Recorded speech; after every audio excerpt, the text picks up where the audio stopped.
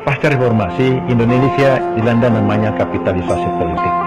Suatu sistem di mana dalam proses penentuan jabatan pimpinan daerah itu diserahkan sepenuhnya kepada pasar.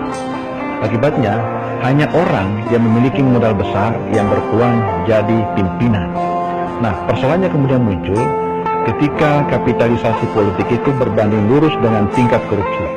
Semakin tinggi biaya politik, semakin tinggi peluang korupsinya. Data menunjukkan bahwa sudah ada 373 pimpinan daerah sejak tahun 2005 sampai 2017 terjerat kasus korupsi. Dan pada umumnya adalah kasus tindak pidana korupsi itu. Nah, melihat begitu banyaknya pimpinan daerah yang terjerat kasus korupsi, maka sudah semestinya kita harus berpikir ulang. Apa penyebab begitu banyaknya kepala daerah terjerat kasus korupsi? Nah, salah satu penyebabnya adalah semakin tingginya biaya politik yang terjadi. Nah, salah satu sumber utama tingginya biaya politik itu adalah partai politik itu sendiri, di mana seorang kandidat kepala daerah harus menyiapkan setumpuk uang ratusan sampai miliaran rupiah untuk mendapatkan tiket politik dari partai politik. Nah, sumber kedua daripada kapitalisasi politik atau politik berbiaya tinggi itu adalah semakin menjemurnya money politik di tengah masyarakat. Persoalan partai politik itu persoalan politik, itu persoalan partai.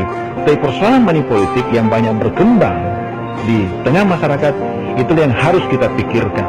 Karena bisa jadi money politik berkembang di tengah masyarakat karena masyarakat tidak memahami apa dampak money politik dalam kehidupan mereka.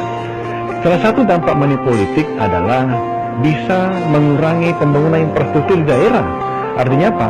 Semakin tinggi money politik berkembang dalam suatu daerah, itu semakin bisa mempengaruhi rendahnya pembangunan infrastruktur di daerah itu.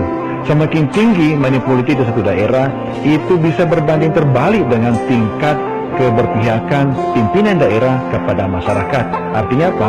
Kalau money politik berlangsung di daerah itu kemudian melahirkan pimpinan daerah, maka lahir pemimpin yang bermental korup. Nah, pemimpin yang bermental korup itu sangat rendah keberpihakannya kepada masyarakat.